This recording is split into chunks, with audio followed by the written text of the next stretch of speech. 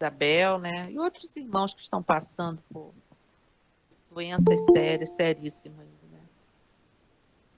Quem gostaria? Tá bom, então.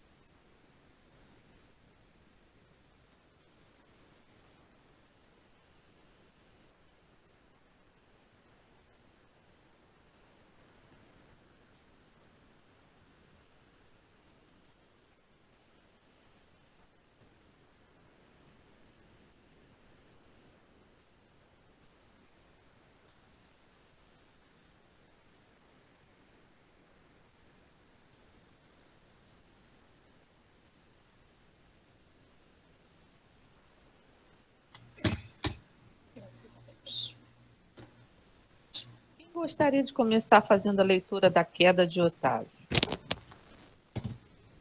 Posso ler. Por favor, pode começar. A queda de Otávio. A ausência de Aniceto deu ensejo a palestras interessantes. Formaram-se grupos de conversação amiga. Impressionado com as senhoras que haviam solicitado providências para Otávio, pedi a Vicente que me apresentasse a elas, não que me movesse curiosidade menos digna, mas desejo de alcançar novos valores educativos sob a tarefa mediúnica que a palavra de Telésforo me fizera sentir em tons diferentes. O amigo atendeu de boa mente. Em breves momentos, não me achava tão só à frente das irmãs Isaura e Isabel, mas o próprio Otávio, um pai do Senhor que aparentava 40 anos. Também sou principiante aqui, expliquei, e minhas condições é a do médico falido nos deveres que o Senhor lhe confiou. Otávio sorriu e respondeu: possivelmente, o meu amigo terá a seu favor o fato de haver ignorado as verdades eternas no mundo. O mesmo não ocorre comigo. Ai de mim. Não desconhecia o roteiro certo que o Pai me designava para as lutas na terra. Não possuía títulos oficializados de competência. Entretanto, dispunha de considerável cultura evangélica, coisa que, para a vida eterna, é de maior importância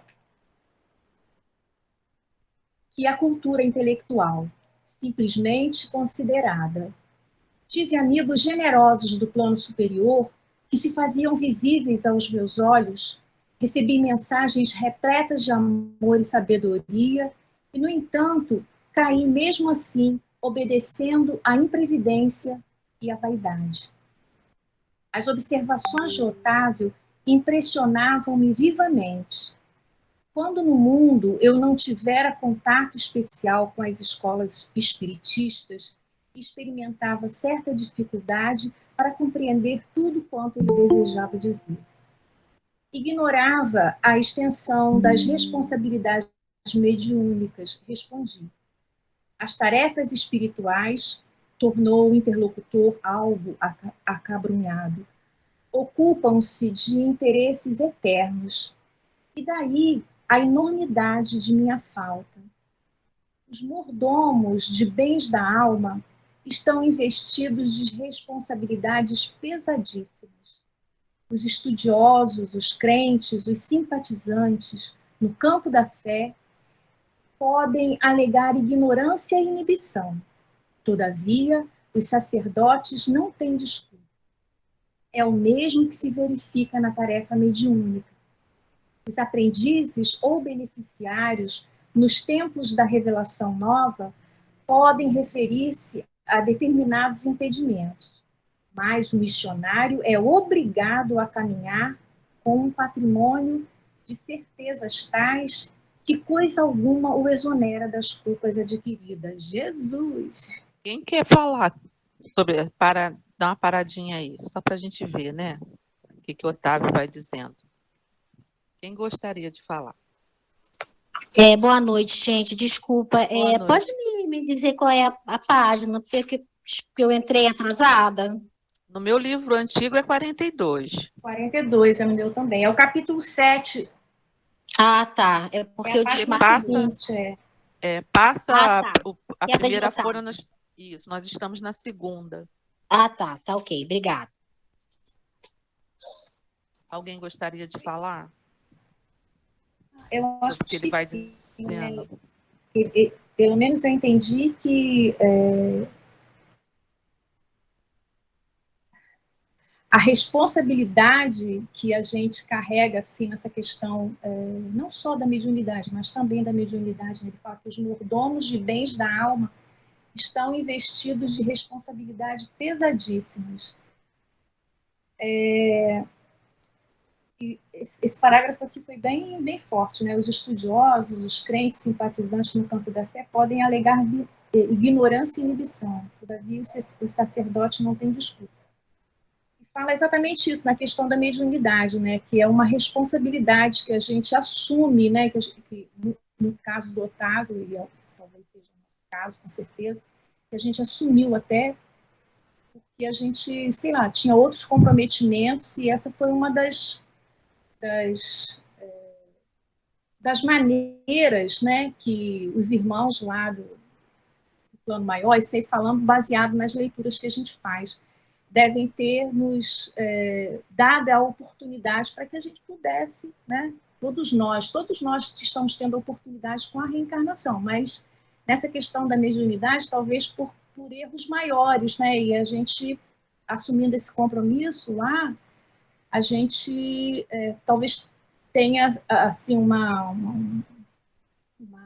possibilidade de minorar aí os erros que a gente cometeu, sei lá, ou trabalhar, né, para o outro, trabalhar na seara do Cristo.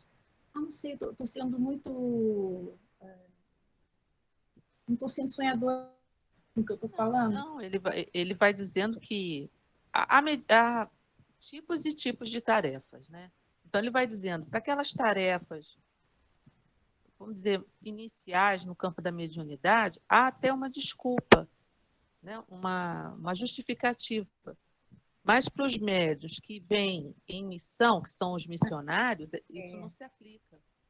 Porque são irmãos que lá no plano espiritual, eles não vêm assim. A maioria de nós tem uma mediunidade sacrificial que é mais para nossa redenção. Mas Exatamente. esses missionários, eles vêm pelos nossos erros do passado. Mas esses irmãos, eles vêm com comprometimento para um grupo muito maior. Então, como ele diz aqui, falir não caberia nesse momento.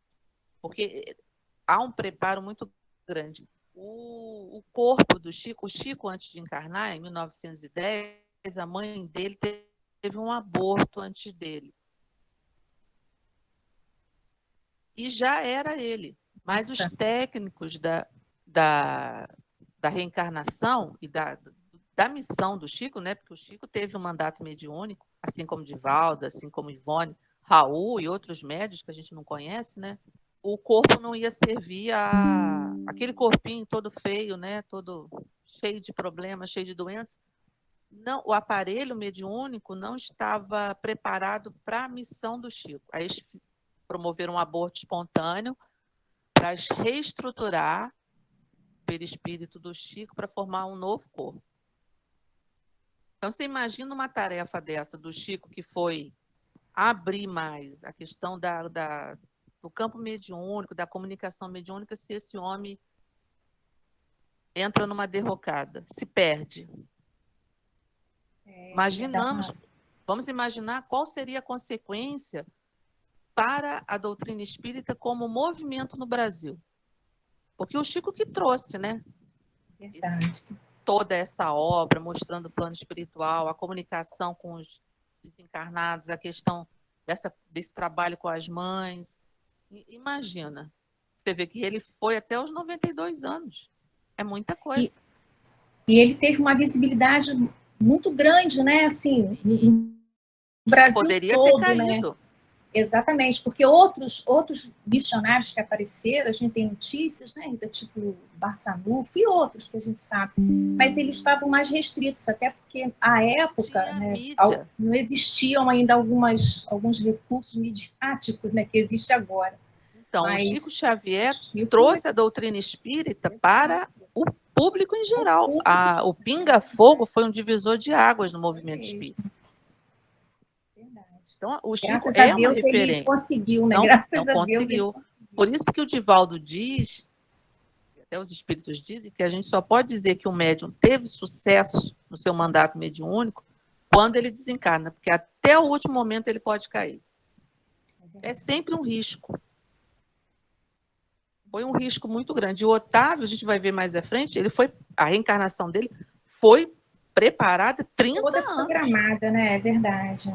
30 anos de preparação. Eles preparam o corpo, eles preparam a família, a mãe, os irmãos que vão chegar, os que vão dar suporte, porque, por exemplo, Exatamente. o Chico teve um suporte muito grande do movimento espírita de São Paulo. É verdade, né? Quando o Chico perdeu a família, houve a espiritualidade, como ele se sentiu muito quando ele foi para Uberaba, eles promoveram, Emmanuel falou, nós já estamos arrumando uma outra família para você, que foi da Nena Galves. A dona Nena, mas o seu João, né? Eles deram o maior suporte aí. E fora isso, também até a própria Marlene, né? Nobre. A Marlene já estava com ele. Ela era muito novinha quando começou. Né? Mas esse suporte de família foi a Nena e o Galves. Foi a dona Nena, Porque ele sentia falta da família dele. Então é complicado. Quem sente, né? Mas no caso dele, a solidão do médium, desses missionários, é muito grande. O Divaldo diz que ele não tem com quem desabafar. É verdade. Com quem que uma pessoa dessa pode se abrir? Se amanhã ou depois com quem ele se abre, pode ser influenciado e jogar isso a público. Eles não têm, o Divaldo fala que ele carrega uma solidão muito grande. Ele teve o Nilson até um determinado tempo, né? Mas era um companheiro dele, né? Mas ele conta na biografia dele. Uma vez ele estava sentado na varanda, choroso, muito sentindo solidário, quando aparece o suicida do trem. Aí ele conta a história que eu não vou contar aqui, porque não é a obra do Divaldo, né? Mas é muita solidão, é muito peso. É uma missão muito pesada. O Chico, olha, muita casca de banana, gente. Muito assédio. É muito assédio. Eu achei também, assim, interessante essa parte do André Luiz, que ele fala que ele não teve a responsabilidade de André Luiz, foi nenhuma, praticamente, porque não tinha esse conhecimento, né? E imagina quem tem um conhecimento, a responsabilidade por ter o conhecimento, por ter o preparo, e tudo foi maior. Eu achei interessante. Porque não tem justificativa. O André, como esse livro é nosso lado 2, André não conhecia nada disso. Ele até diz, né? Ignorava a extensão das responsabilidades mediúnicas. Ele nem sabe direito. O André ainda está muito no início aqui. Ele ainda não sabe muito bem o que é esse centro de comunicação, como é que é a mediunidade. Está iniciando. Que a gente vai vendo na obra do André a evolução dele como espírito. É verdade. E isso até é bem a interessante, última obra, né? Você percebe o amadurecimento do espírito, porque, na verdade, esse livro não é do André Luiz. O livro são dos espíritos guias, que nesse caso é o Aniceto, o Telésforo. O André funciona como um repórter. Você vê que ele que está fazendo as indagações como um repórter. Vai perguntando. E nisso ele vai se esclarecendo e nos esclarecendo também. O André, na obra dele, ele não funciona como um agente, assim, um missionário, vamos dizer assim, um espírito guia. Ele é um aprendiz. É verdade. Ele vai relatando, na verdade, tudo que ele vê e toda a experiência que ele passa, né? Eu acho que é em libertação que ele começa a ter um trabalho de doutrinar os outros desencarnados. se eu não me engano, é em Libertação, que ele começa a ter essas atividades assim de orientar outros irmãos. É muito interessante. Alguém mais quer falar? A gente pode continuar. Pode? Alguém vai falar? Pode continuar, então. Continuando. Mas meu amigo, perguntei assaz impressionado, que teria motivado seu martírio moral? Noto-o tão consciente de si mesmo, tão superiormente informado sobre as leis da vida, que me custa acreditar se encontre necessitado de novas experiências nesse capítulo. Ambas as senhoras presentes mostraram um estranho brilho no olhar enquanto Otávio respondia. Relatarei minha queda. Verá como perdi maravilhosa oportunidade de elevação. E, após longa pausa, continuou gravemente. Depois de contrair dívidas enormes na esfera carnal, no outro campo, vim bater as portas de nosso lar, sendo atendido por irmãos dedicados que se revelaram incansáveis para comigo. Preparei-me, então, durante 30 anos consecutivos, para voltar à terra em tarefa mediúnica, desejoso de saldar minhas contas e elevar-me a alguma coisa. Não faltaram lições verdadeiramente sublimes, nem estímulos santos ao meu coração imperfeito. O Ministério da Comunicação favoreceu-me com todas as facilidades e, sobretudo, 6 entidades amigas movimentaram os maiores recursos em benefício do meu êxito. Técnicos do auxílio acompanharam-me à terra nas vésperas do meu renascimento, entregando-me um corpo físico rigorosamente sadio. Segundo a magnanimidade dos meus benfeitores daqui, ser-me-ia concedido certo trabalho de relevo na esfera de consolação às criaturas. Permaneceria junto das falanges de colaboradores encarregados do Brasil, animando-lhes os esforços e atendendo a irmãos outros ignorantes, perturbados ou infelizes. O matrimônio não deveria entrar na linha de minhas cogitações, não que o casamento possa colidir com o exercício da mediunidade, mas porque, no meu caso particular, assim o exigia.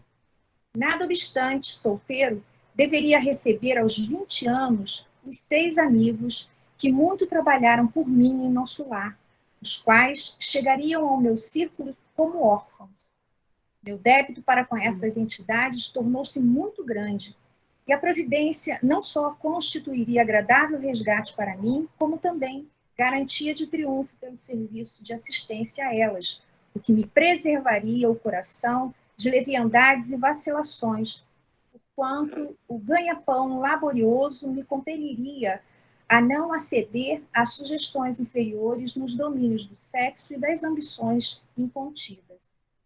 Ficou também assentado que minhas atividades novas começariam com muitos sacrifícios para que o possível carinho de outrem não amolecesse a minha fibra de realização e para que se não escravizasse minha tarefa a situações caprichosas do mundo distante dos desígnios de Jesus. E, sobretudo, para que fosse mantida a impessoalidade do serviço. Mais tarde, então, com o correr dos anos de edificação, me enviaram de nosso lar socorros materiais cada vez maiores, à medida que fosse testemunhando renúncia em mim mesmo, despendimento das posses efêmeras, desinteresse pela remuneração dos sentidos, de maneira a intensificar progressivamente a semeadura de amor confiados às minhas mãos. Nossa. Não foi fraco, Caramba. não. Gente, tudo prontinho, tudo organizado, né? Tudo... Achei muito interessante essa parte que ele fala aqui, ó. Deixa eu pegar. Apresentar a minha atividade nova. A falta, né, de carinho aqui, ó, para que ficou também assentado que minhas atividades novas começariam com muito sacrifício, para que o possível carinho, né, de De outrem. outrem não amolecesse a minha fibra de realização e para que se não escravizasse minha tarefa a situações caprichosas do mundo. Porque às vezes você recebe tanto mimo, né? Tanto carinho, e isso poderia prejudicar a tarefa que ele tinha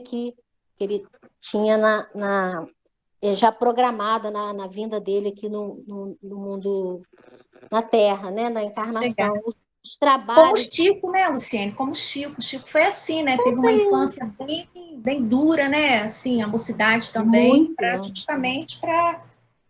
Achei muito legal o esforço, né? O testemunho de renúncia que ele precisava dar e se desligar, né? Dessas,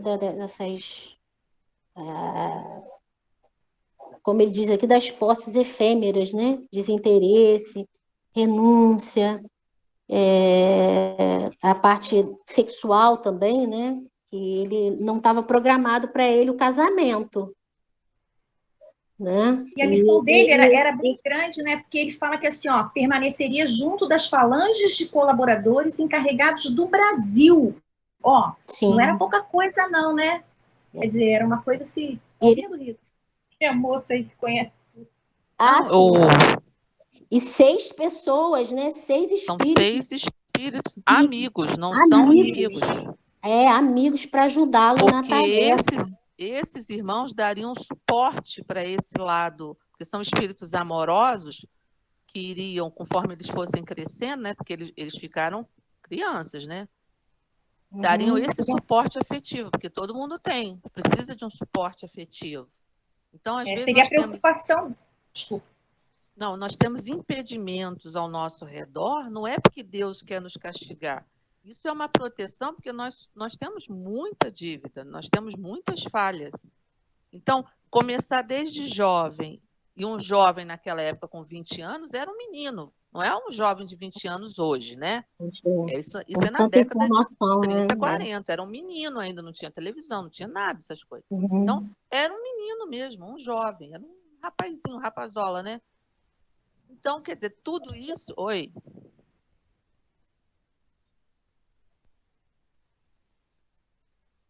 É pela nossa... Porque nós temos uma experiência também, né?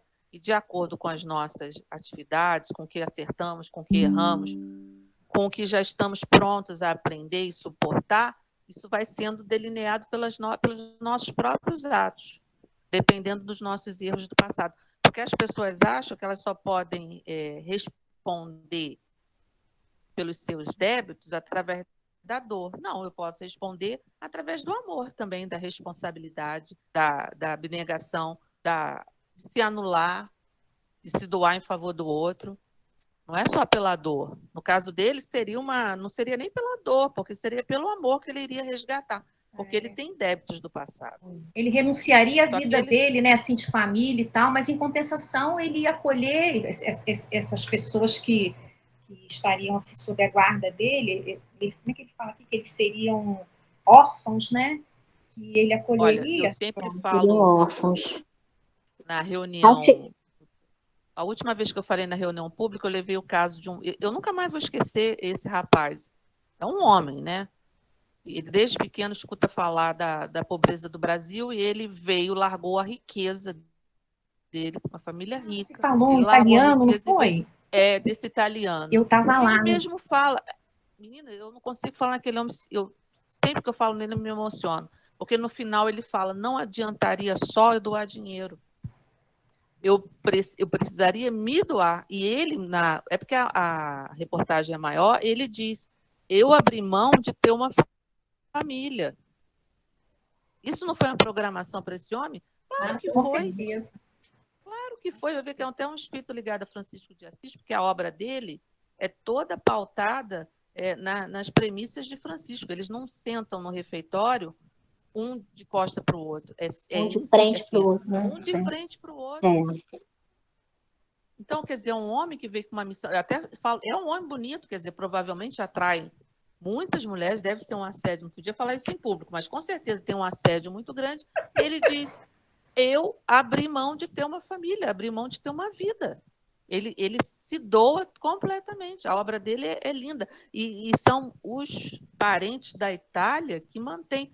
E ele fala, a obra dele é pautada no trabalho, no amor, no trabalho e na fé. A coisa linda a obra desse homem. Então, é um missionário também que veio na religião católica, que ele é muito católico, né? Ele é católico. Imagina com certeza, né? A gente acha que só tem missionário na casa do espiritismo, né?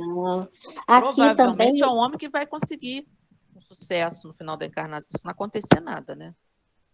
Rita, achei interessante também esse pedaço que ele fala, né, que de acordo com o progresso dele, com o trabalho dele, com a dedicação, com a renúncia, a espiritualidade superior foi também liberando de acordo com o progresso dele, com a dedicação dele, com o trabalho dele no bem, a espiritualidade foi liberando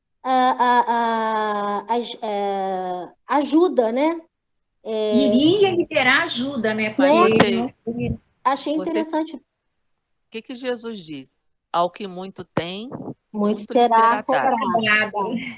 Será dado. Ao que nada tem, até o que tem, lhe será tirado. É verdade. Muito legal isso aqui. E realmente a gente, a obra, eu não sei onde eu li, não lembro. O médium, se eu estiver errado, você, por favor, me corrija. Mas em algum lugar, eu não lembro em que momento, em qual livro, não lembro. Isso tem na minha memória, veio aqui na minha memória agora, mas eu não sei qual livro. Que assim, o médium, né, de acordo com a dedicação dele, no amor para a doutrina, né? No trabalho, no bem, a espiritualidade, ela, assim como o Otávio aqui, né? Como ele fala aqui embaixo aqui, a espiritualidade superior, ela vai nos dando uma base, uma estrutura para você poder conduzir aquele trabalho. Entendeu, Rita, o que eu quis dizer? Você quer ver um exemplo que eu vou dar? Não é espírita, Irmã Dulce, na Bahia. Ela começou o Hospital Santo Antônio, o Hospital Santo Antônio fica em Dendezeiros, perto da Igreja do Senhor do Bonfim. Toma uma quadra inteira. Aquele hospital que é referência e que é proibido, é o lema do hospital, aqui não se recusa doente, não, quem bater lá vai ter que ser atendido de qualquer jeito. Começou dentro de um galinheiro. É verdade. Eu disse isso mesmo. Agora, você falando, eu Começou lembrei. dentro de um galinheiro. Ela matou as galinhas e fez sopa Fez sopa para eles. Os doentes ficavam embaixo daquela pedra do necrotério. Ela botava doente ali embaixo quando não tinha mais lugar. Imagina, você ficar com o defunto em cima e você sendo tratado embaixo. Embaixo. A briga dos médicos para fazer residência ali. Porque vem doença que o médico nem vê. Então, os médicos se estapeiam para trabalhar ali. Então, é verdade. Um hospital daquele tamanho que está em pé até hoje, com doação, e começou num galinheiro, e quem lê a biografia da irmã Dulce, ela tinha um amor muito grande por Santo Antônio, ela disse que uma vez viu Santo Antônio dirigindo, ela estava sem mantimento nenhum, e ela foi lá falar com ele, que ela falava com ele igual assim, uma pessoa normal, né? Chamou a atenção dele, ela disse que viu, chegou um caminhão, ela disse que tem certeza que quem estava dirigindo o caminhão era Santo Antônio. Então, a espiritualidade vai dando, conforme ele vai vendo que é igual um trabalho, né? O chefe vê que a pessoa tem, qualquer lugar, o chefe vê que a pessoa tem condição, dá um encargo maior. A pessoa vai mudando de nível no trabalho. Mas estou falando até em estrutura material mesmo. Sim. Também, né? Ué, como é que a pessoa vai levar um trabalho? Poder... Imagina um dia. Pois é. Olha, quem puder um dia ir a Salvador e visitar lá a Mansão do Caminho, as visitas só pode ser dia de semana. Agora não com a pandemia, né? Mas você vê a estrutura daquilo ali. É uma cidade. Ali dentro tem até padaria. Tem padaria, tem escola, tem creche, faz preventivo, faz parto natural, parto humanizado, sei lá. É uma Tem cidade. escola também, né? Tudo. Escola, começa na creche. Então, começou também num cantinho. Começou na Cidade Baixa e foi para... Divaldo foi levado, a espiritualidade mostrou ele onde seria o local e mostrou ele jovem, vendo ele idoso, cercado de criança. Que legal. Então, a gente vê que é claro, agora, quando o médium não está dando conta, eles vão tirando, até para que o médium não se comprometa mais. Às vezes, eles desencarnam o médium antes da hora para que ele não se comprometa mais. Isso não é castigo, isso é merecimento. É uma bênção até, né? É uma bênção para que ele não se comprometa menos, mais. Né? E faz mesmo. Sabe o que me ocorreu agora aqui? Eu vou fazer um comentário aqui rápido. Às vezes a gente trata os filhos da gente assim, igual um bibelozinho, né? Isso mesmo. É velha. Mas você vê como a criatura humana necessita de se frustrar, né? de renunciar às coisas, para aprender isso desde cedo, né? Porque você nem sabe ali quem veio ali para estar com você. Então, você tem que ter uma base também, assim, de conhecimento, que às vezes a pessoa faz, não sei se é uma bobagem, mas enfim, como isso é necessário para dar uma humanidade, para dar uma humanidade. Eu lembro, rapidamente, que, vamos falar de mim, e quando a minha filha foi estudar no Rio, todo mundo, que absurdo botar a garota para estudar, não sei onde. Gente, mas ela precisa ver como a vida funciona. Eu pensei assim na hora, depois até me arrependi, mas foi ótimo. Ver como é que os ônibus vão lotados, que as pessoas têm dificuldade para se locomover, que tudo é muito sacrifício, que a gente não pode ficar sentado em casa com a boca escancarada, cheia de dente, não. A gente tem que ver como é que a vida funciona. Para se você um dia tiver um cargo de chefia, você entender que os ônibus vão cheios, que você perde ônibus, que tem greve de ônibus, vai se assaltar dentro do ônibus, com a pessoa contar, fui assaltada. Isso acontece, para a pessoa ver como a vida funciona na prática, né? na real mesmo. Ele fala isso aqui, isso me deixa... Eu vou até mostrar isso para minhas filhas agora.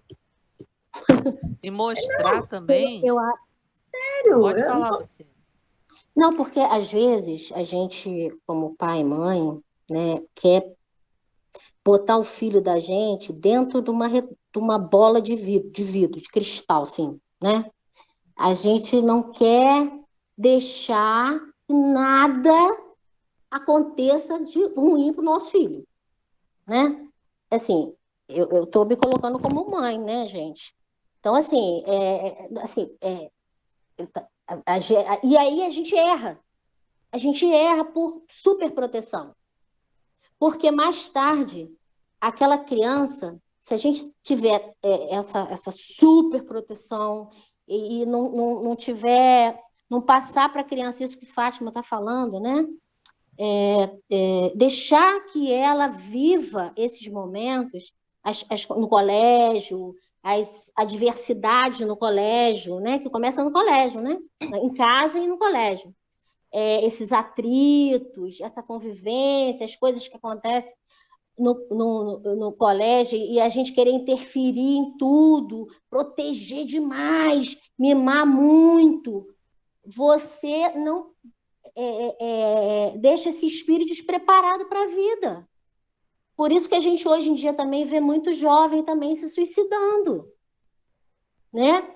Porque a gente quer que, não, fulano, não, às vezes um pai, uma mãe, porque a criança, a professora chamou atenção, botou de castigo. Tem pai e mãe que vai na escola brigar com o professor, porque botou o filhozinho dele, que era um santinho, de castigo. Não. Se a professora colocou a criança de castigo, ela não é maluca. Ela botou porque provavelmente ele foi indisciplinado em algum momento. E se os pais interferirem a favor da criança, está fazendo mal para a criança, gente. Né? A gente precisa ter esse olhar mais profundo com nossos filhos com relação a isso. E veja, desde de pequeno, que eles já mostram os sinais, né? Desde de pequeno, eles já mostram sinais. Eles vão ser muito orgulhosos, vão ser muito avarentos, que vão ser muito vaidosos, né? Ah, minha princesa, minha rainha, não sei o quê. E a gente faz isso às vezes com os nossos filhos e prejudica, porque não dá um alicerce mais forte, porque aquela criança às vezes precisa passar por certas adversidades na escola para se fortalecer, né? Para ser um adulto mais forte, porque né, a gente não vai poder botar os nossos filhos dentro de uma redoma de vida a vida inteira. Uma hora eles vão para a vida. E nessa hora que eles vão, eles têm que estar preparados minimamente.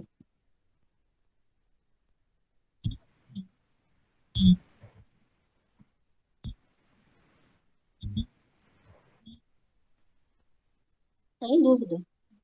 Sem dúvida, sem dúvida, sem dúvida. Eu lembro, eu vou dar um exemplo aqui, não me queiram, não estou dando exemplo dizendo que eu sou exemplo de nada, não, hein, pelo amor de Deus.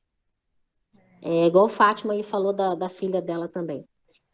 Aos 18 anos, Amanda começou a estudar em Friburgo. Até os 18 anos, ela vivia agarrada na minha saia, né? Eu que fazia matrícula na escola, eu que via livro, eu que isso, eu que aquilo, tudo era eu. Quando ela foi para Friburgo, estudar em Friburgo e morar em Friburgo, depois que ela voltou, voltou para casa, ela voltou uma outra pessoa, muito mais madura, porque ela sofreu lá várias situações que tornou ela uma pessoa mais madura. E depois eu fiquei olhando, e fui criticada também pela família, né? Deixar uma menina de 18 anos morar sozinha em Friburgo, enfim. Mas e depois eu fiquei olhando assim como ela mudou, se tornou uma mulher forte, e graças a Deus, responsável até então, né? Então foi bom que ela passou lá no momento. Eu ficava triste, falei, minha filha, se eu pudesse botar no colo, se eu pudesse isso, se eu pudesse aquilo, às vezes com febre, às vezes doente, às vezes ela tinha que se virar, porque eu tinha que trabalhar aqui em Niterói e ela estava lá em Friburgo. Né? Mas foi bom para ela sofreu pra caramba, mas foi bom. Hoje a gente vê que foi bom. Tá tudo certo, né, Luciene? A gente chega a essa conclusão, tudo certo. Tá tudo certo, verdade. Eu queria só chamar a atenção para isso que ele disse aqui, né? Dessas portas que estão fechadas na nossa encarnação. Tem coisas que não nos convém, estão fechadas mesmo, não é para abrir. E às vezes a gente força a porta, chuta, né? E abre. Ai. Só que, olha só, tem situações que estão vedadas por conta do nosso passado.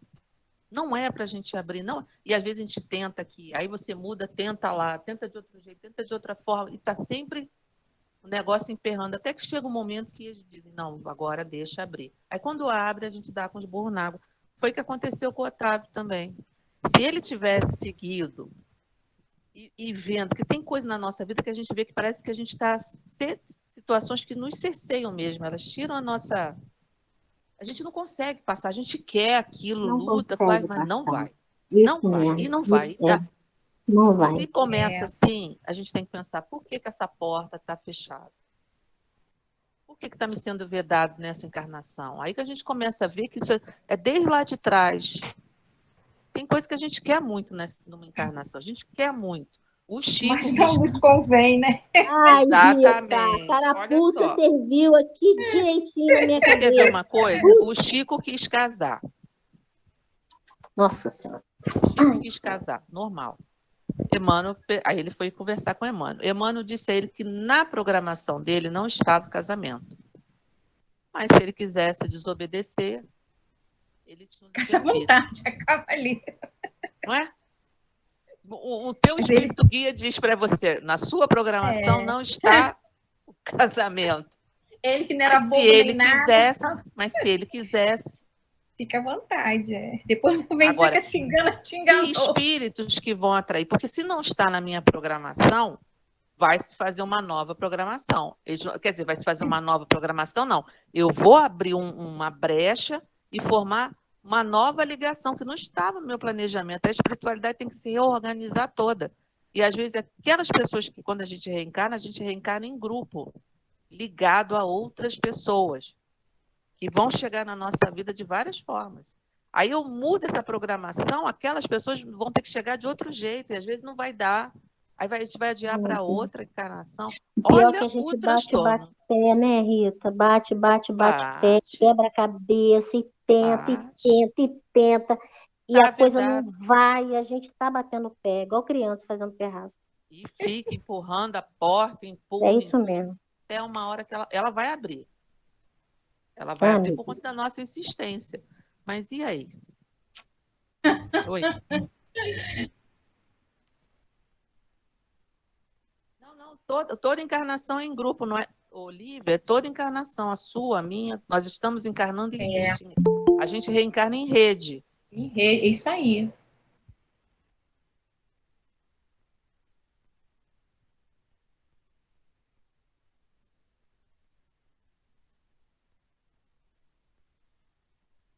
É porque tem guias que são pessoais nossos e tem guia do grupo Do familiar. grupo, Porque nós temos os amigos espirituais e temos os guias, né? Geralmente por exemplo, nessa missão, numa missão mediúnica, tem o guia específico do médium, que é uma missão, é um mandato mediúnico. Mas nós temos espíritos familiares que nos orientam. E acima desses espíritos familiares tem os guias, mas às vezes esse guia é para um grupo todo.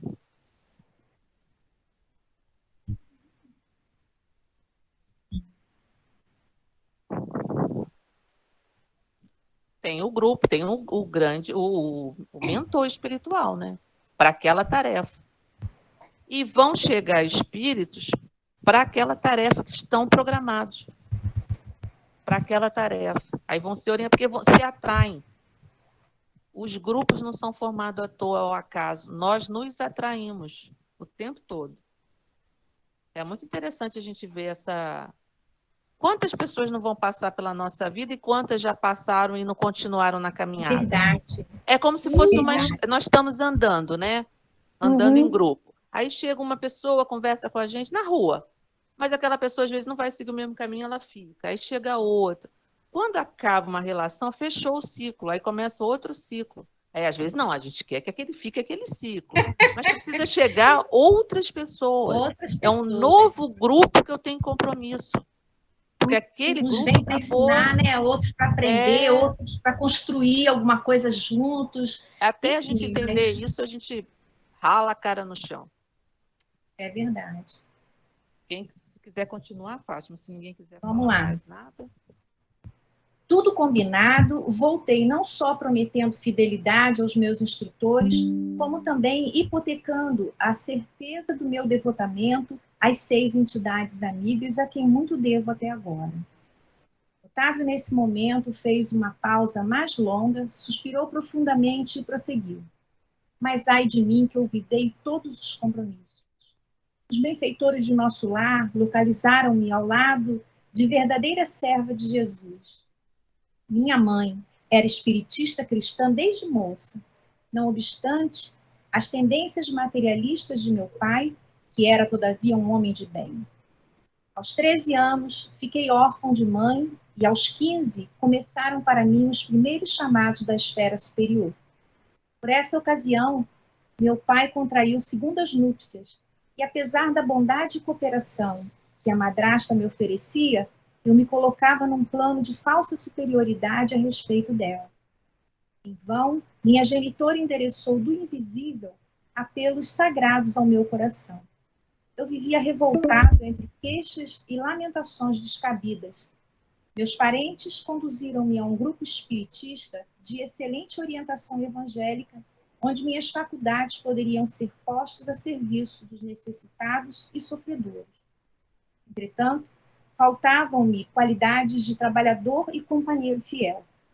Minha negação em matéria de confiança nos orientadores espirituais e acentuado pendor para a crítica dos atos alheios compeliam-me a desagradável estacionamento.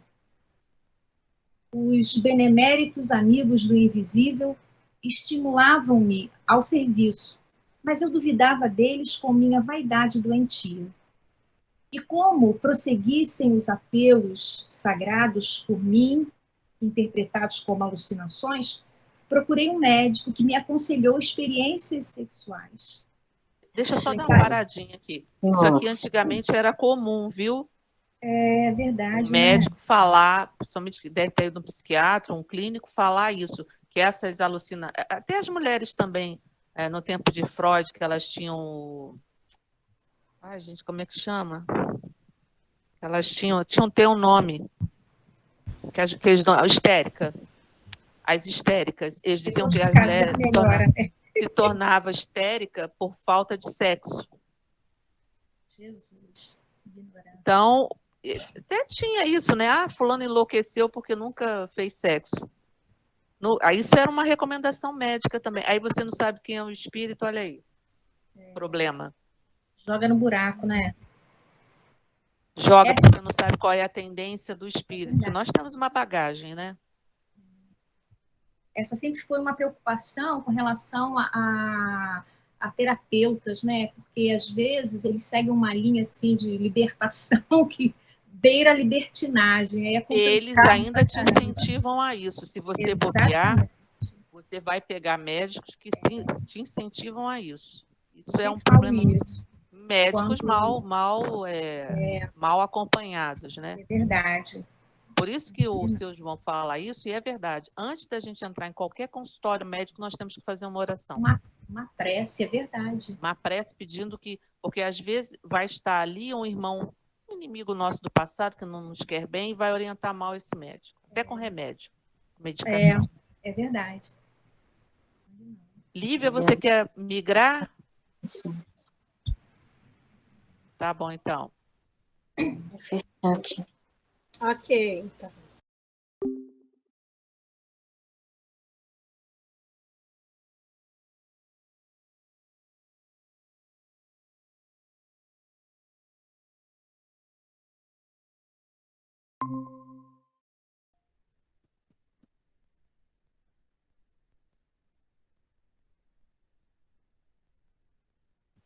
Então, vamos.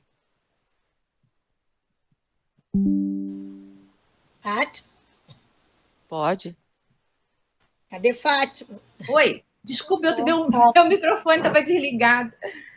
Pode continuar, Fátima. Ok. Completar, então, 19 anos e entreguei-me desenfreadamente ao abuso de faculdades sublimes. Desejava conciliar à força o prazer delituoso e o dever espiritual, aliando-me cada vez mais aos ensinos evangélicos que os amigos da esfera superior nos ministravam. Queria só dar uma paradinha. Fátima, só um instantinho. Eu queria só dar uma paradinha aqui, que ele não está dizendo que é o sexo em si o problema, problemático. Porque o sexo, ele é santo e santamente deve ser tratado. Porque ele é força divina, ele é força de criação, de materialização de espírito. Mas ele diz aqui, ó, entreguei-me desenfreadamente ao abuso das faculdades sublimes. Da recomendação. Não é o sexo em si. Ele desejava conciliar o prazer delituoso, então não é o prazer que é o problema. Né? O sexo é para dar prazer. Não é esse prazer, é o prazer delituoso e o dever espiritual. Aí não casa. Porque senão quem é casado não poderia estar na reunião mediúnica, só poderia estar os celibatários, os virgens E não é isso, não é a força sexual em si. É o mau uso dessa força, que foi o que ele fez. Ele fala, desejava conciliar à força o prazer delituoso e o dever espiritual. Não tem como conciliar. Ou você serve a Deus, ou você serve a Mamon. É verdade. Não dá.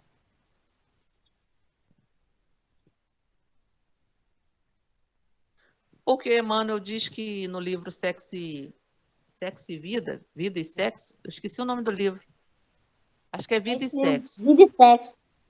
Não, Sexo e Não, Destino tem é do vida André. e sexo também. É Vida e Sexo, é Vida e Sexo do Emmanuel. Ele diz que o sexo trouxe mais consequência funesta à humanidade do que todas as guerras do mundo. Guerras, né? É verdade. Mas não é o sexo em si, é o sexo mal usado, é o sexo desvirtuado, desequilibrado, perturbado e por aí vai. O sexo em si não tem problema nenhum. até é questionado se o médium pode fazer sexo antes de ir para a reunião mediúnica. Desde que não tenha desregramento nenhum. Às vezes o marido não é espírita, a esposa é, ou vice-versa, ou com quem você convive e vive, não tem problema nenhum. Agora, o problema é só você ficar na reunião mediúnica com aqueles pensamentos ainda. Por isso que deve se evitar. Por conta dos pensamentos. Mas a energia em si não tem problema nenhum. É isso. Quem quiser se aprofundar mais, existe um livro do Divaldo chamado Sexo e Consciência, que é uma organização. Esse livro é bom pra Esse caramba. livro é o que Bom pra há. caramba.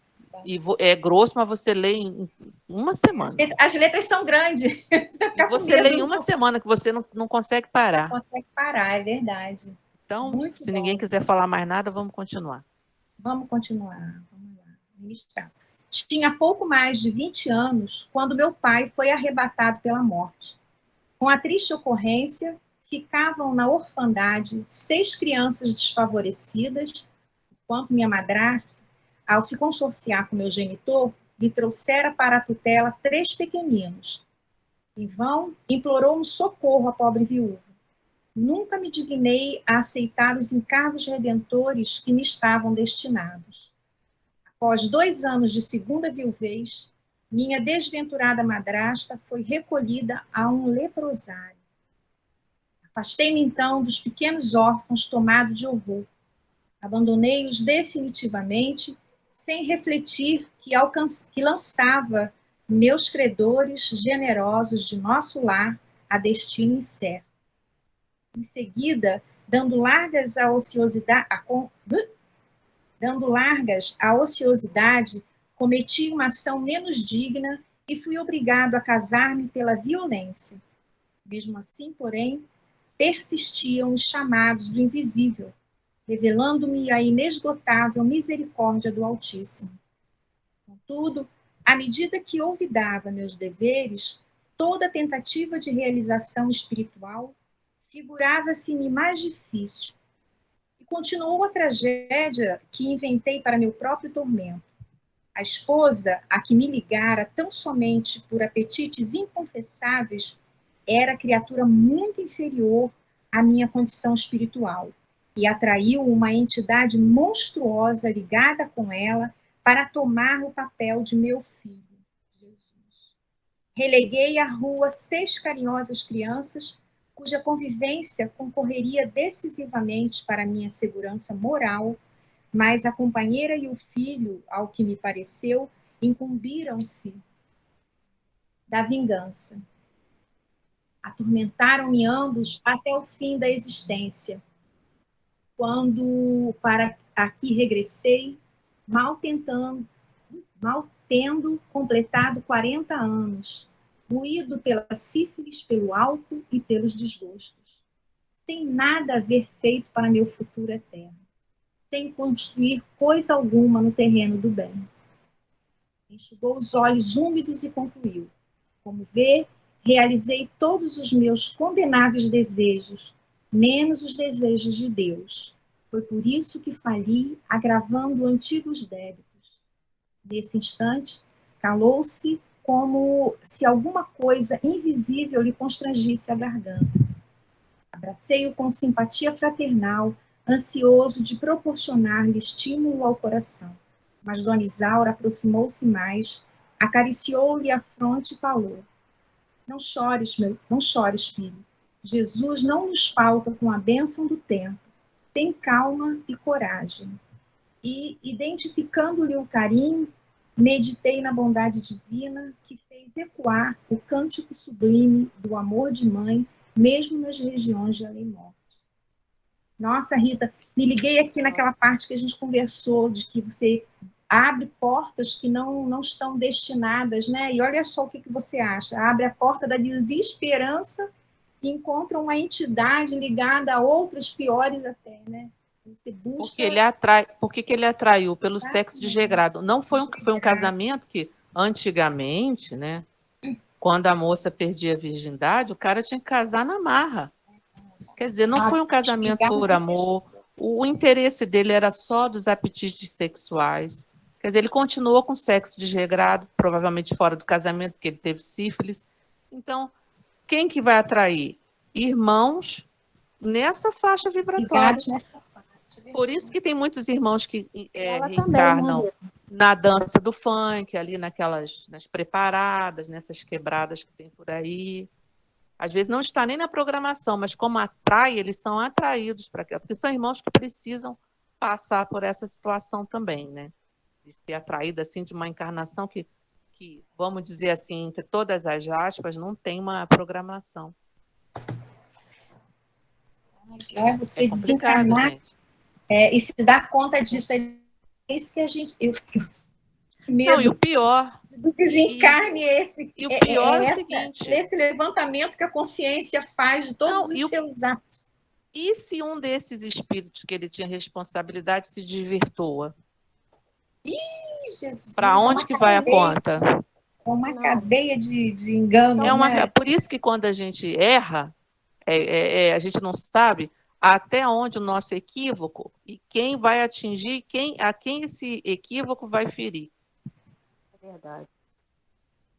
Você arrasta, né? Você reverbera, né? Aquilo vai atingindo. É igual um dominó. Cai aqui, vai caindo, derrubando. Vai derrubando um outro.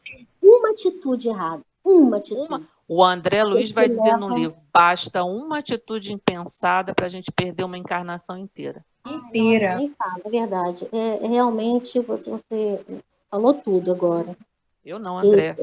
Não, André.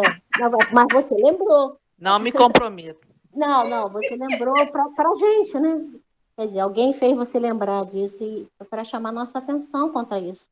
Realmente, porque uma atitude errada pode desvirtuar várias outras pessoas, né? Pode causar danos morais, sentimentais e para a vida inteira, né? Para várias pessoas. Ali foram 6 pessoas, né? 6 órfãos, não é isso? Você vê, 6 órfãos, porque a madrasta teve 3 com o pai, depois ela teve um segundo casamento, teve mais 3. Derivou mais 3, Eu me lembro até de um livro do Divaldo, eu acho que é Manuel Filomeno de Miranda, eu não lembro bem agora. Ai, meu Deus, esqueci o nome do livro. Que ele é o português, Rita, você deve lembrar melhor do que eu, que ele se suicida, porque ele fica não é Manuel cego. Filomeno de Miranda, não. Não, é Dona Ivone. O Luciano, você botou... Ivone, Memórias de um Suicida. Memórias de um Suicida, Não, mas tem um... não, mas então eu estou confundindo aqui. Mas não, tem um Memórias de livro. um Suicida, que ele se suicida, ele é um comerciante português de vinho, e a mulher, a esposa dele não tem assim uma força moral, ela se prostitui a filha. E ela liga para o prostituição, para Ribeira. Ela prostitui a própria filha menor. E se prostitui também. E se prostitui mas os filhos também, né? Pegam... O filho é um casal de filhos. O filho, ele comete um crime e vai para o desterro, né? Vai para a África. Desterrado, né? Mas sabe o que eu estava pensando aqui também? No caso seguinte, quando uma pessoa cai nesse erro, é difícil alguém querer salvar essa pessoa. Eu digo assim, querer que essa pessoa volte ao caminho. Ana, olha só, mas ele mesmo fala aqui assim, contudo, depois que ele se casou, contudo, à medida que olvidava meus deveres... Não, peraí, e continuo... Meu Deus. Peraí, eu estava vendo isso aqui ainda há pouco. Mesmo assim, porém, persistiram os chamados do invisível. Sim, do invisível. A inesgotável misericórdia do Altíssimo. Não, eu estou dizendo o seguinte, Fátima. Às vezes você está com o irmão errado do seu lado. E você acha que a sua... Você vai abraçar aquele irmão que... Por mais que você faça, que ele vai voltar para o caminho. É muito difícil. Uma pessoa, você ser uma tábua de salvação para alguém. Outro dia, ontem, acho que ontem que nós estávamos lendo, ou um livro que eu estava lendo, alguma coisa assim, dizendo que quando alguém está se afundando na lama, que nesse momento você deu a mão e a pessoa ainda está nessa lama, que a única coisa que resta fazer é largar a mão dessa pessoa e deixar. Porque não tem como. Você vai acabar se você... Você já ouviu falar do abraço do afogado? Claro. É mortal. Puxa você. Mortal. Até para você Leva salvar alguém, você tem que saber como salvar, senão vão os dois para a lama. Foi algum livro que eu estava lendo sobre isso. Mas olha só, a espiritualidade tentou até o último minuto. Quando ele se casou, ainda tinha chance. O que a espiritualidade ia fazer? Ia influenciar ele provavelmente ia influenciar a esposa, que aí a espiritualidade ia começar ele desde pequenininho com aquele espírito que era trevoso, a tentar modificar, né, a deixar ele menos torto. Ainda poderia influenciar ele a pegar os irmãos. Isso que eu ia falar, voltar para pegar os outros, né? Ainda, até um certo momento, é igual um médico, né? Até um certo momento do corpo, daquele organismo, ainda tem salvação. Mas depois, por mais que você tente, não tem mais. É o que a espiritualidade faz? Se afasta e deixa o companheiro. Não, é isso. Não pode, a espiritualidade não entende. Eu estou falando. Muitas vezes a gente insiste, a gente está ali, e a gente esquece que tem momentos que não tem como. É você seguir o seu caminho e deixar o irmão, né? E deixar por conta de Deus. Máxima oração. Difícil, né? Muito complicado. É porque a espiritualidade ela não interfere no seu livre-arbítrio, nesse caso. Mas como que nós queremos interferir no livre-arbítrio? Não quer, como é que você vai fazer? Eu acho que é isso que nós temos que ficarmos atentos nessa questão também, né? Nós temos a mania, às vezes, muito de interferir. Não julgar, no caso. Nós temos que fazer tudo que está ao nosso alcance. Chega o momento que sai do nosso alcance e a gente tem que entregar nas mãos de Deus. Nas mãos de Deus, tem que confiar, meu Deus. Porque nós, na verdade, não vamos conseguir salvar todo mundo que a gente quer, porque há pessoas que não querem ser salvas. Não querem. E você tenta, e não adianta. Não adianta. Não tem como mudar o livre-arbítrio. Sim, porque há pessoas que não querem ser salvas, é igual uma pessoa que está na droga. Se ela não quer sair, você pode botar ela na clínica que for. Você não vai conseguir tirar. Você não tira. A primeira coisa que o médico pergunta, ele quer se curar? Jesus não conseguiu curar todo mundo, a maioria que ele curou voltou a enfermar, porque ele curou o corpo. Aqueles que ele curou a alma, tiveram outras enfermidades para poder desencarnar, mas não a mesma. Ou desencarnaram de maneira natural.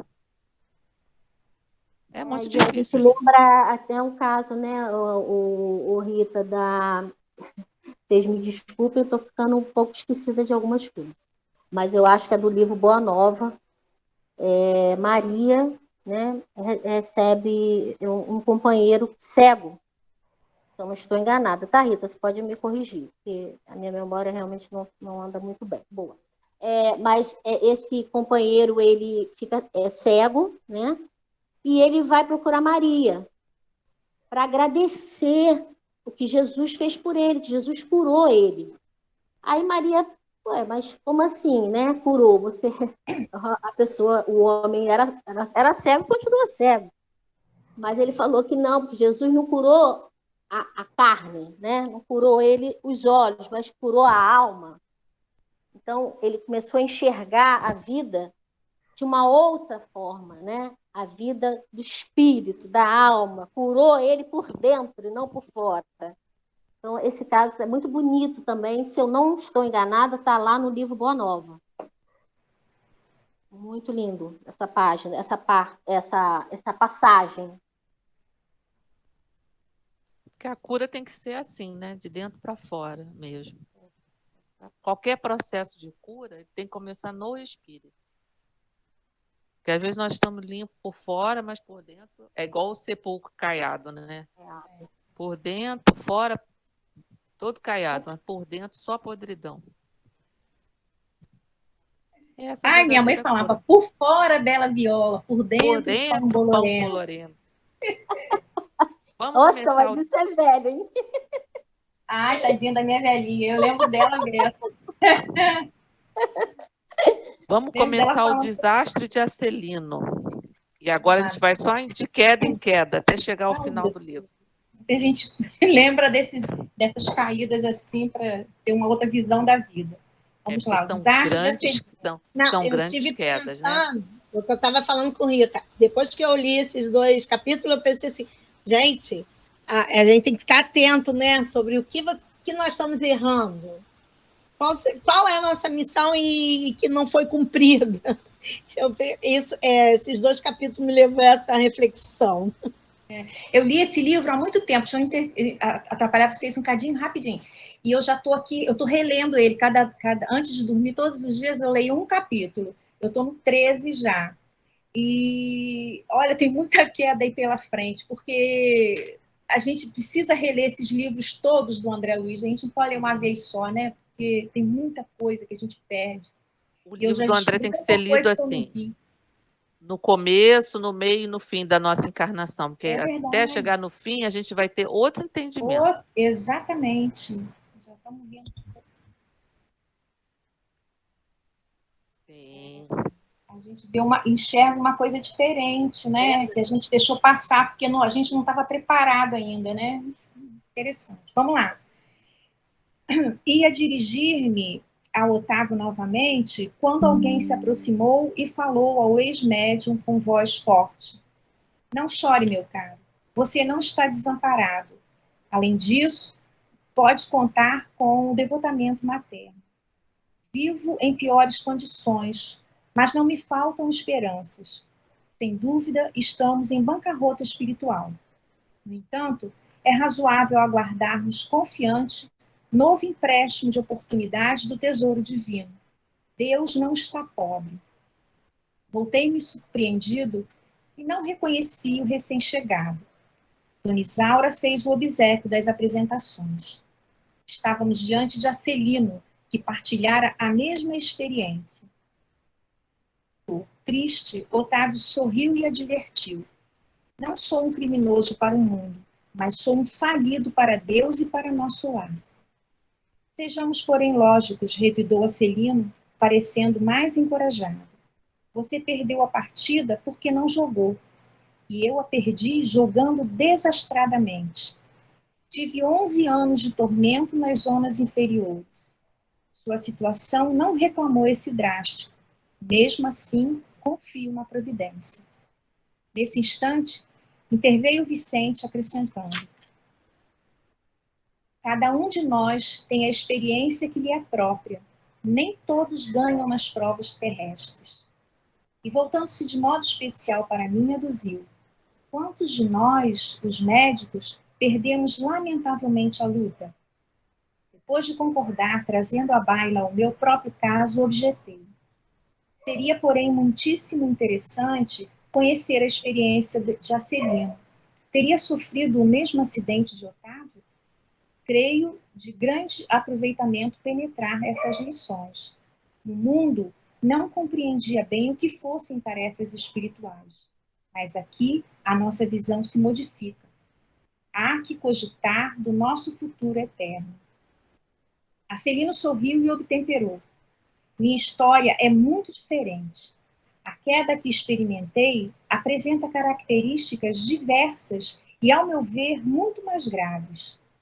E, atendendo-nos à expectativa, prosseguiu narrando. Também parti de nosso lar, no século findo, após receber valioso patrimônio instrutivo dos nossos assessores. Segui enriquecido de bênçãos.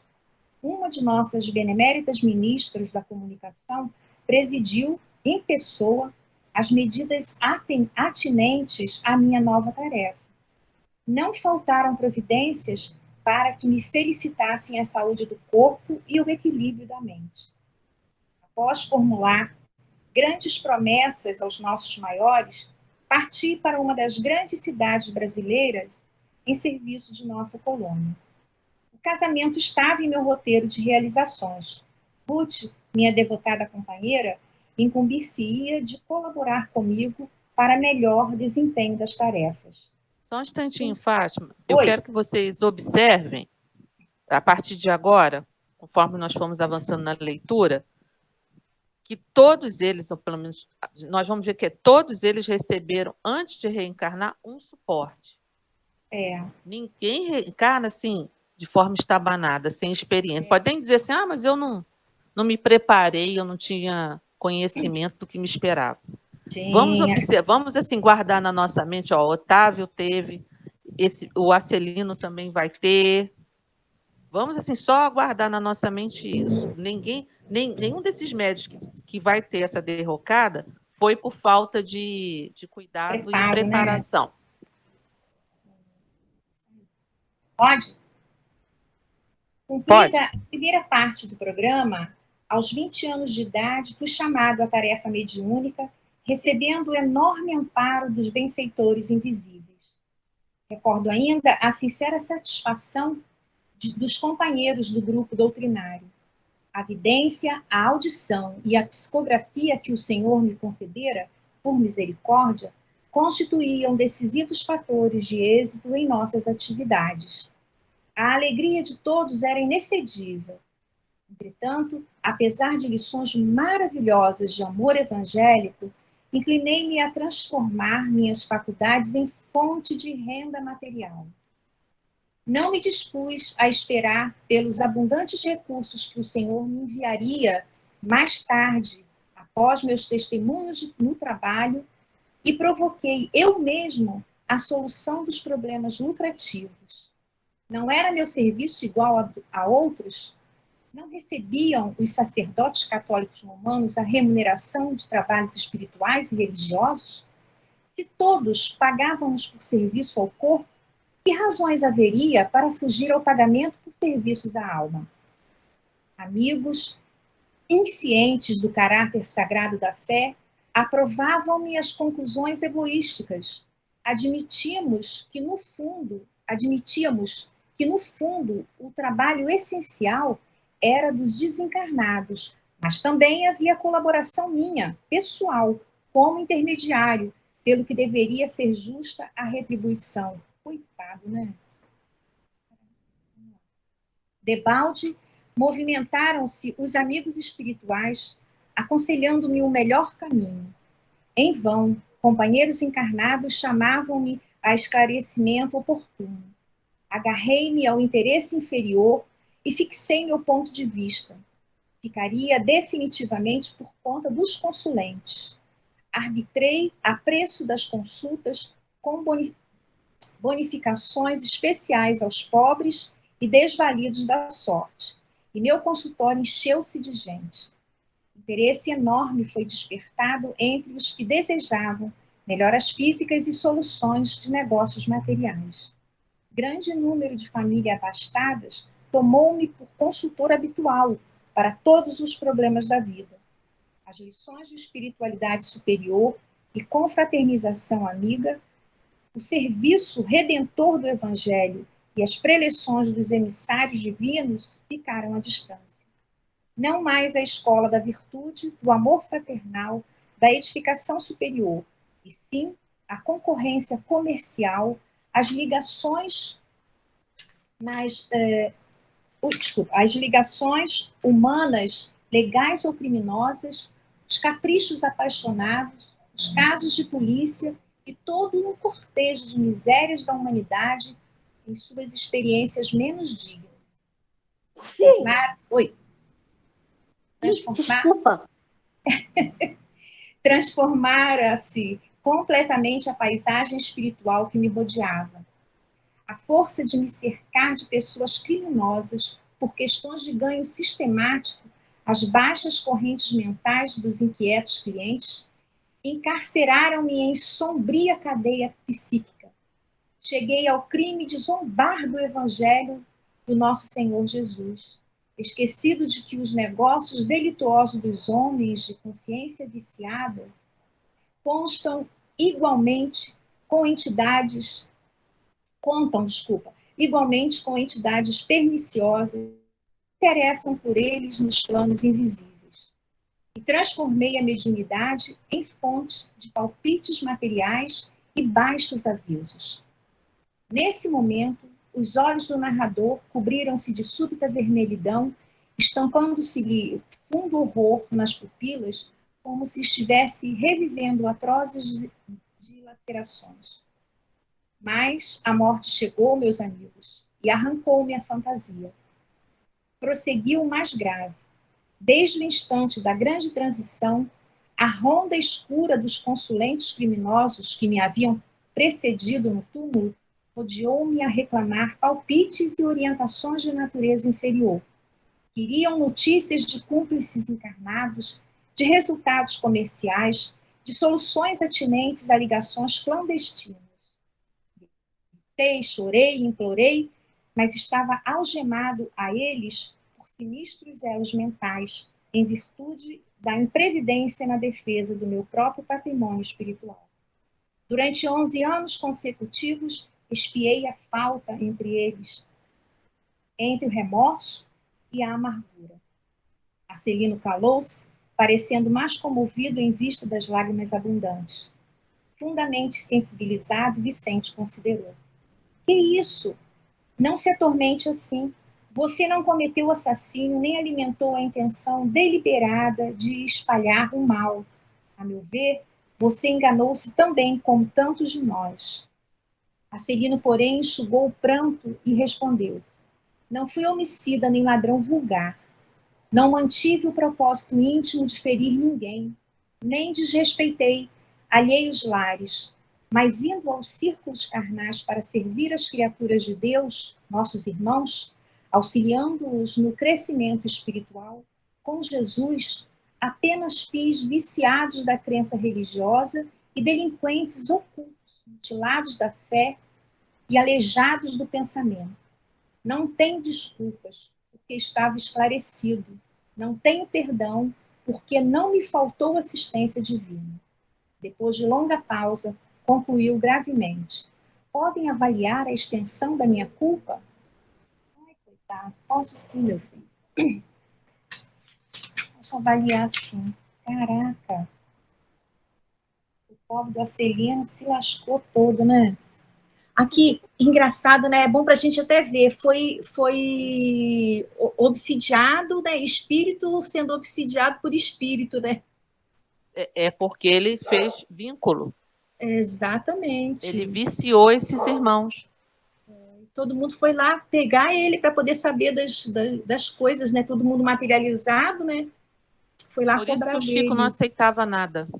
É verdade, não pode mesmo não. Agora você vê, ele tinha mediunidade de evidência, Caramba. de audiência, que a Ivone diz que é uma das piores mediunidades que tem, mais do que a evidência. Todo mundo acha que a evidência é mais complicada. A audiência é pior e a psicografia. E a psicografia. Caramba. É muito Provavelmente complicada. ele iria receber instruções, né, Rita, para ajudar. Não, ele recebeu, mas ele não, recebeu. Eu digo assim, eu digo na tarefa que estava destinada a ele. Ele usou de uma forma diferente, Sim. né? Sim, ele usou em proveito próprio, porque a mediunidade não é para o nosso proveito. Não, muito pelo contrário, é de Jesus. Ela é fonte de auxílio para nós também, por consequência, né? Se ela for bem usada, mas em função do outro. E ele se comprometeu, porque a mediunidade é coisa santa e santamente deve ser tratada. Santamente deve ser tratada.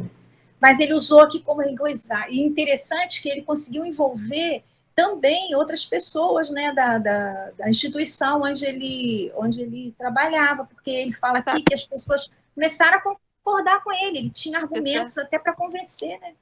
Você sabe o que Joana e os espíritos dizem? Tudo que eu faço, que eu tenho que ficar me justificando muito, está errado. Tudo que eu fico assim, não, mas se eu não fizer também, né? Não, mas todo mundo faz. E se eu fico me justificando para fazer aquilo, está errado. Pode ter certeza que nós vamos dar com a cara na porta. A gente tem que prestar, é uma coisa que eu estou assim, aprendendo às duras penas, é prestar assim, mais atenção nos detalhes detalhes, né? Que a gente deixa E passar nos muita sinais. coisa. E nos sinais. Exatamente. Exatamente. Porque a gente deixa passar muita coisa que é importante, que para nós não tinha essa importância. Mas quando a gente começa a aprender assim, mais a fundo, se aprofundar mais, a gente vai vendo que às vezes até uma Ó, palavra que a gente fala fora de a, hora. a espiritualidade não deixa esses médiuns esses grandes médiuns, em situação delicada financeiramente. Claro que não vão ser ricos, mas vão ter o suficiente para viver com dignidade. Veja Divaldo, veja Ivone, veja Chico. Ô, Tinha o Rita, suficiente para viver. Pode eu falar, Lu. lembrei aqui, na hora que a gente estava lendo, eu lembrei porque é um caso até que eu vivenciei, do Dr. Fritz. Fritz. Eu, Do eu, último, né? eu não lembro se foi o último, porque eu lembro que foi quando o Carlos Alberto nasceu, eu já tinha um pouquinho de já tinha entrado na doutrina espírita. A doutrina espírita não tinha entrado em mim, mas eu entrei na doutrina espírita. Não, tem que ser, né? Não, tem que ser verdadeiro. Tem Então, grande aí eu diferença lembro, mesmo. total, né? Alguém um dia disse para mim: você entrou na doutrina espírita, mas a doutrina espírita não entrou em você. Isso eu nunca mais esqueci. E aí, foi assim que Carlos Alberto nasceu, com todos aqueles problemas, internado durante muito tempo, e uma cliente minha me chamou para ir lá em Bom Sucesso. Deve ter Acho sido que lembro, o último, que era arquiteto. Acho que ele era arquiteto. arquiteto ou Não, engenheiro? não, engenheiro. Ele era engenheiro. Eu acho que Engenheiro, era foi o Edson o último. nome dele, foi o último. Eu fui lá, uma cliente minha, porque o Carlos Alberto ele estava entubado, né? E os médicos não conseguiam desentubar ele. Ele poderia ficar dependente de oxigênio. E eu conversando com uma cliente lá no banco e tal, ela falou assim: por que você. Desculpa perguntar a sua religião. Eu falei assim: foi no início, né? Eu sou espírita, sou católica, mas eu acho que eu sou espírita, estou frequentando o centro espírita e tal. Aí ela falou assim: não, porque eu trabalho com o Dr. Fritz. Eu falei: E aí, como é que é? Olha, o trabalho é magnífico e tal. Aí ela me contou que todo o trabalho que ele fazia. Coincidentemente, não existe coincidência, o lugar onde ele atendia as pessoas, o balcão, ai, gente, o lugar, o galpão que ele atendia as pessoas era de um cliente lá da agência que eu trabalhava. E cedeu espaço para ele fazer um trabalho de caridade. Então, quando eu fui lá a primeira vez, assim, fazia voltas no quarteirão, Bom Sucesso. Aí eu saí de casa às 4 horas da manhã, fui lá e tal, também para poder ser atendida, enfim. Conclusão, eu passei aí, fui, ele fez uma cirurgia em mim. Aí Carlos Alberto já tinha tido alta, teve alta do hospital, tinha 1 aninho e pouco. E Luiz levou ele, eu também, e o Dr. Fritz fez uma cirurgia em mim, nas minhas costas, no meu pulmão, dos 2 lados. Eu não senti absolutamente nada. Eu senti assim, ele cortou, eu senti o corte, e Luiz viu tudo, porque Luiz estava em pé. Luiz estava do meu lado com o Carlos Alberto no colo. Aí ele falou assim, com aquele alemão português, né? Mandou eu olhar para Jesus e entrar em oração. E assim eu fiz, né? Com toda a minha fé, na certeza que ia dar tudo certo, né? A fé em Jesus. E aí ele fez a cirurgia, ele abriu meu pulmão, catucou, e ali do lado dele um monte de médicos mesmo, formados, né? Encarnados, que eu estou falando. E assim, olhando, observando tudo, e ele cutucando o meu pulmão, tirou lá um negócio do meu pulmão. O Luiz viu tudo também. Aí depois costurou, eu não senti dor nenhuma. Nada. Sangrou, nada, muito pouco. Nada, nada, nada, nada. Ele cortou, ele fez todo o procedimento, enfiou uma tesoura no meu pulmão, e cutucou daqui, cutucou de lá, nada, não sangrou. Beleza. Tudo bem. Aí as meninas, os médicos fizeram a sutura, né, que chama, deram os pontos, e ele foi atender outras pessoas. Com o tempo, eu continuei indo. No início, a gente levava 1 quilo de alimentos. Leite, uma lata de leite, feijão, arroz, enfim, um alimento não perecível. Era o que eles pediam, se fosse possível. Se não fosse, você não dava nada, né? Gente, e eu vi coisas ali, pessoas com hidrocefalia, com câncer, assim, tinha uma pessoa com 2 cabeças, assim, uma coisa horrível. E, enfim, ele, com o tempo, a coisa começou a mudar. Aí começou a você ter que pagar. Que pena. Aí você começou, aí a gente teve que começar a dar R$ 30, isso há 27 anos atrás, 26, sei lá, mais ou menos, 26, 25 anos atrás. Aí ele começou a estipular R$ 30. Aí, como eu já estava na doutrina espírita, quando ele começou a cobrar, eu fui uma vez. Aí o dono do galpão soube que ele estava cobrando. Aí ele teve que sair dali e começar a ir para outro lugar. Só que as cirurgias que ele começou a fazer, as pessoas começou a sangrar. Sangrar e as pessoas começaram a sentir, entendeu? Porque quando ele não cobrava nada, a espiritualidade superior, né, estava ali amparando ele. E, por exemplo, a cirurgia que ele fez em mim não sangrou, não saiu. Assim, foi uma coisa muito mínima e eu não senti nada. E aí depois ele começou a cobrar, aí foi para um outro galpão, aí ele começou a cobrar R$ 50 e tinha que ser tudo agendado. Era agendado, não podia ir mais assim na fila, não. E aí depois eu parei de ir, nunca mais fui. Porque eu comecei a entender que a doutrina, o que é de graça, é de graça, que de graça é aí receber. Depois uma moça morreu, ela com leucemia.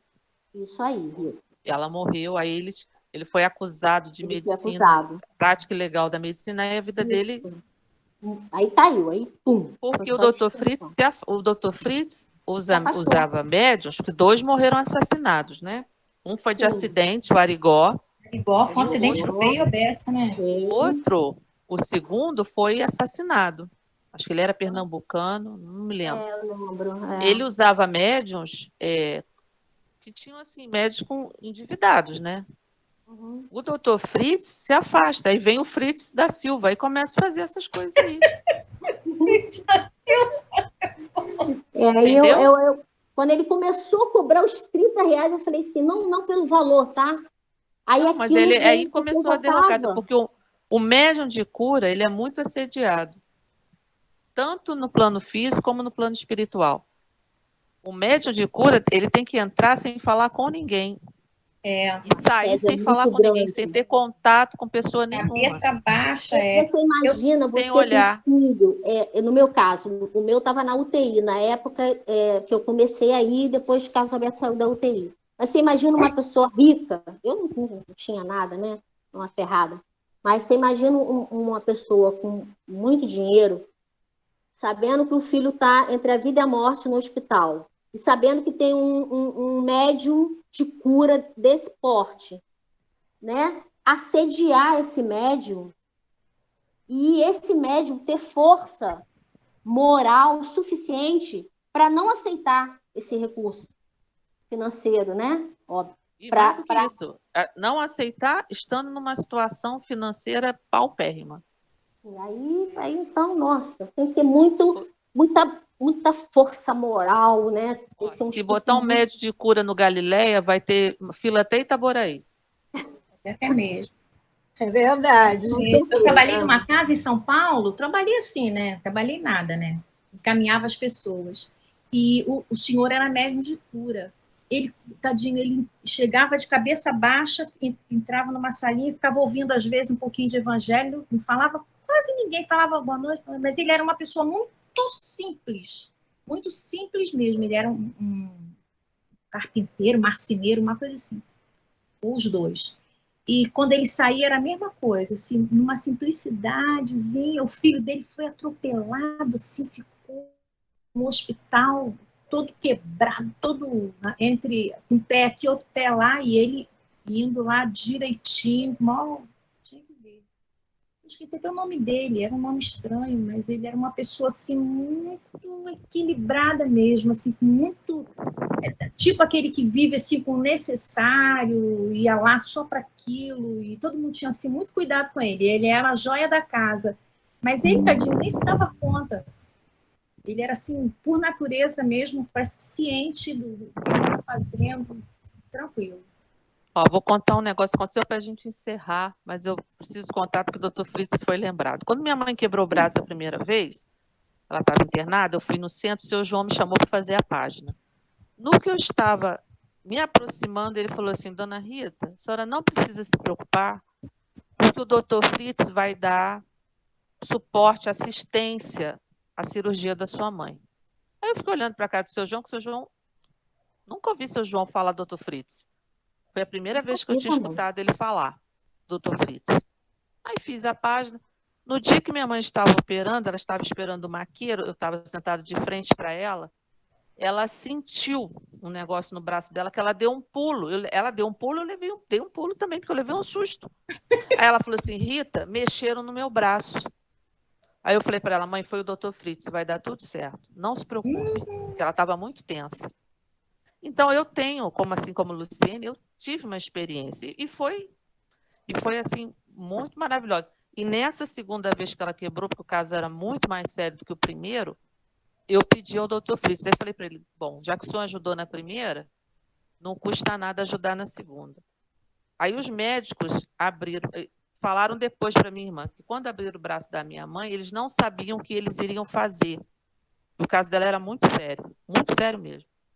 Aí eles disseram assim, o médico falou assim, olha, quando eu estava para começar, quando eu comecei a cortar, porque ela foi operada por 3 ortopedistas, nós 3 tivemos a mesma ideia do que nós tínhamos que fazer. E eu tinha pedido muito ao Dr. Fritz. Então, é um espírito na que hora, ajuda. né? Foi na hora. Na hora. Então, a gente vai aproveitar. Eu estou dando esse texto, como diz o evangélico, esse testemunho, para ficar guardado na mente de vocês também. Porque seu João nunca falou, eu nunca ouvi ele falar Dr. Fritz.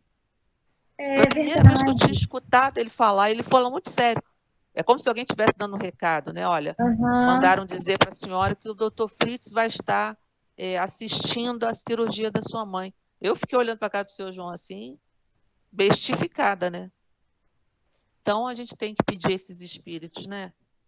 Aí a gente aproveita e pede para quem a gente sabe que está passando por doenças sérias, o mundo está muito sofrido, muitas pessoas em sofrimento, muito mesmo. Então, quem gostaria? Posso fazer. Então, faz. Orar é sempre bom, né? Sempre muito bom. Senhor Jesus, mais uma vez, aqui reunidos em Teu nome, Senhor, aprendendo as lições com o livro Os Mensageiros,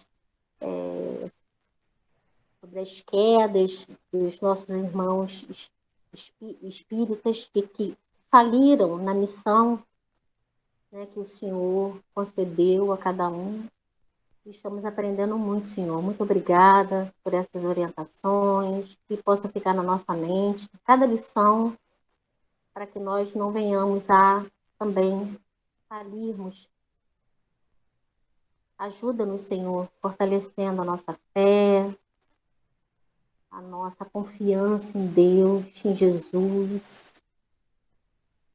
E pedimos também, divino amigo, que o Senhor nos conduza sempre em nossos pensamentos, sempre envolvidos para o bem do próximo, do nosso irmão de caminhada, que, que cai, que erra, assim como nós também, quem pode tirar a primeira pedra, como o Senhor nos ensinou. Somos todos falíveis, senão não estaríamos aqui nesse planeta de expiação e provas. Possamos guardar o perdão em nossos corações, sabermos perdoar, sermos indulgentes com o nosso irmão que erra conosco, e que nós também possamos receber daqueles que nós também ofendemos, muitas vezes sem perceber, esse perdão, Senhor, essa indulgência, essa misericórdia que o Senhor nos dá todos os dias, nos concede todos os momentos da nossa vida. Deus nos dando todas as oportunidades no bem, de vivermos no bem. Enfim, Senhor, agradecemos e pedimos pelos nossos lares, pelos nossos amores, por todas as pessoas, pelos nossos irmãos em humanidade que estão sofrendo, que estão passando por tanta dificuldade, Senhor, nesse momento, de todas as maneiras. Que o Senhor tenha misericórdia, Jesus, e possa aliviar os corações de todos esses irmãos, todos nós, Senhor, que necessitamos tanto de Ti, do Seu amparo, da Sua misericórdia. Obrigada, Senhor, por ter aberto mais essa oportunidade de estudo para todos nós, e irmos aprendendo a sermos melhores um pouquinho, cada dia. Agradecemos, Senhor, por essa oportunidade do estudo. Muito obrigada, Senhor. Boa noite a todos, boa semana. Muito